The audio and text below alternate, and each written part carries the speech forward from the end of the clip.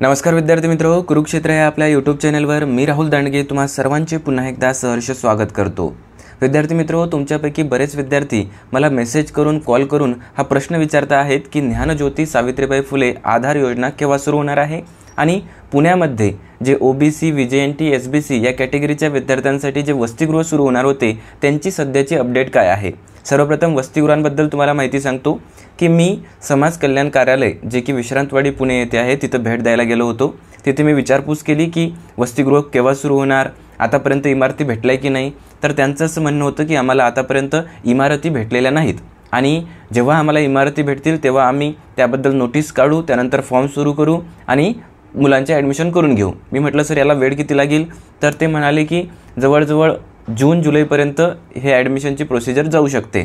याचा अर्थ काय हो की जे नवीन विद्यार्थ्यांची ॲडमिशन होईल तेव्हापासूनच ते वसतिगृह चालू करण्याचा त्यांची योजना आहे। ठीक आहे, याचा अर्थ काय की ते जून जुलैपर्यंत हे घासत नेणार आहेत इमारतींचं आणि जून जुलैमध्ये बहुतेक ते वसतिगृहांचं सगळं काही सुरू करणार आहेत। ठीक आहे, त्यांच्याशी जेव्हा संवाद केला की सर इमारती भेटल्या नाही का, काय प्रयत्न चालू आहेत किंवा कशा प्रकारचे प्रयत्न चालू आहेत, तर ते म्हटले की आमची पूर्ण प्रयत्न चालू आहे इमारती बघायचे, पण आम्हाला इमारती भेटत नाही आहेत। मग मी त्यांना म्हटलं की सर जी ज्ञानज्योती सावित्रीबाई फुले आधार योजना त्याच्याबद्दलचा जो GR आलेला आहे तर ती योजना सुरू झाली का।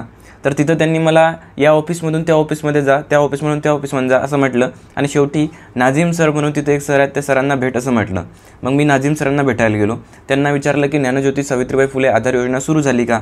तर ते म्हणाले की GR आलेला आहे मित्रा आणि GRमध्ये असं सांगितलेलं आहे की जी 2024-25चं जे वर्ष आहे जी ॲडमिशन होणार आहे तेव्हापासून ही जी ज्ञानज्योती सावित्रीबाई फुले आधार योजना आहे तेव्हा सुरू होणार आहे। ती सध्या आता 23-24च्या ॲडमिशनपासून सुरू झालेली नाही, त्यामुळे पुढच्या वर्षी म्हणजे पुढचे जे ॲडमिशन होणार आहेत पुढच्या वर्षी म्हणजे की जून जुलैमध्ये ऑगस्टमध्ये जे ॲडमिशन होतील त्यानुसार ते तेव्हापासून ती आधार योजना सुरू होणार आहे, ज्ञानज्योती सावित्रीबाई फुले आधार योजना। मग मी त्यांना विचारलं की सेकंड इयरचे विद्यार्थी पण त्या योजनेचा लाभ घेऊ शकतील का, तर त्यांनी असं म्हटलं की हो त्यांच्यासाठी पण ते प्रावधान आहे, ते पण त्या योजनेचा लाभ घेऊ शकतील। त्यामुळे सेकंड इयर किंवा थर्ड इयरमध्ये जे विद्यार्थी आहेत ते पण त्या ज्ञानज्योती सावित्रीबाई फुले आधार योजनेचा लाभ घेऊ शकतील, त्यामुळे चिंता करू नका।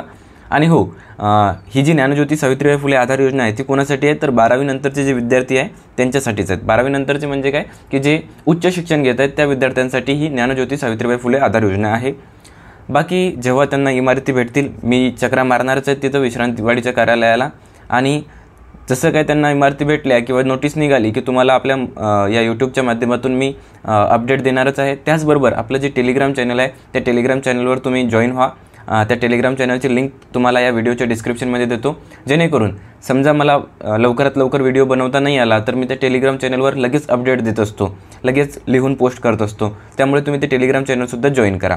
आणि आतापर्यंत जर तुम्ही आपलं यूट्यूब चॅनल सबस्क्राईब केलं नसेल तर करून टाका, कारण ह्या ज्या योजना आहेत किंवा MPSC UPSC तयारी करणाऱ्या विद्यार्थ्यांसाठी जे काही माहिती असते किंवा आपलं जे काही शिकवणं चालू असते त्याचा लाभ तुम्हाला पण घेता येईल आणि यासाठी काही तुम्हाला पैसे द्यावे लागत नाही। त्यामुळे चॅनलला सबस्क्राईब करून घ्या। व्हिडिओ आवडला तर व्हिडिओला लाईक करा आणि हसत खेळत अभ्यास करत राहा। धन्यवाद।